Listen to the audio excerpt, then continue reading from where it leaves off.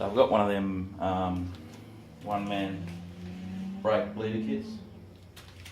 You pretty much just hook the pipe up to the little relief valve down there. Just crack the relief valve and then pour your fluid in and pump it.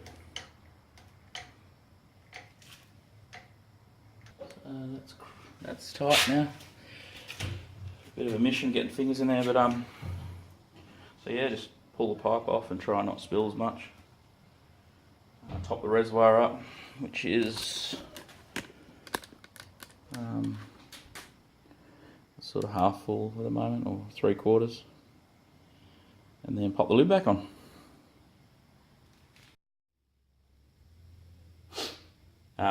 Just bleeding the back ones as well.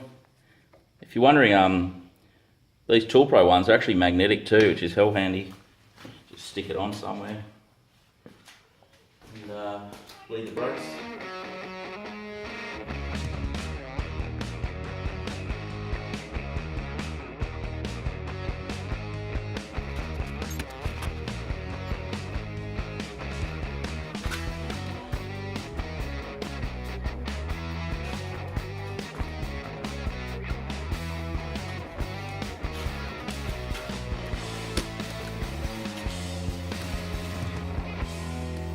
Reservoir there.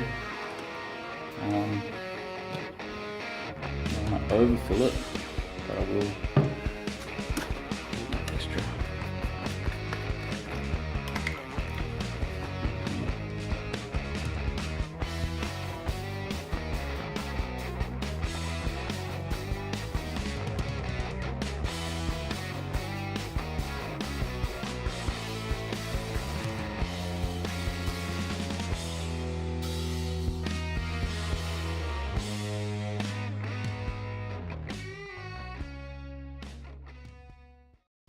But anyway,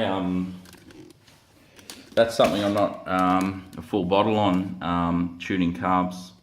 But link me if you know of any really good channels. This is a S&S Super E, I think. Super E carb.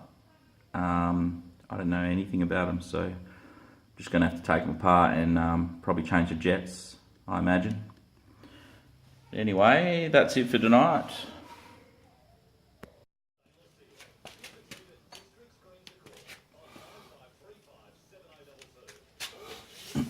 I actually damaged the original oil filter when I removed it, because the last person had put it on with a ratchet instead of just doing a hand tie like you're supposed to. So I bought this K&N replacement filter to suit Evo.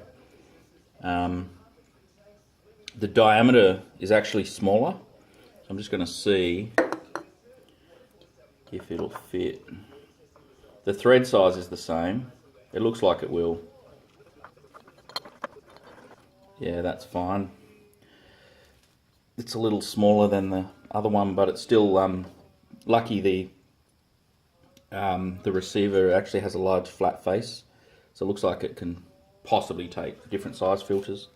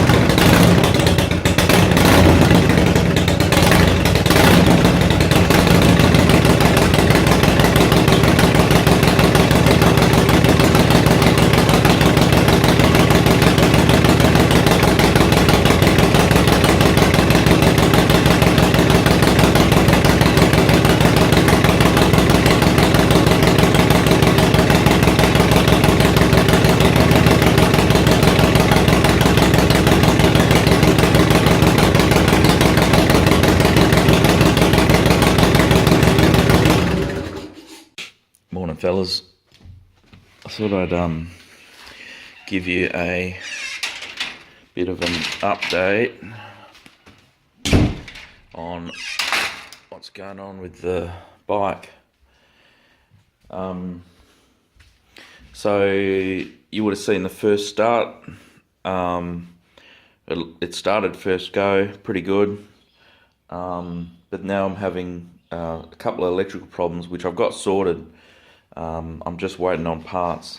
First problem, the handlebar here sort of has two shells, two halves for the switch block.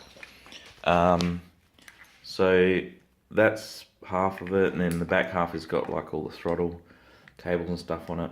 What happened was I crimped, bit hard to see, I crimped this wire here in between the two shells, and then now it's fucked.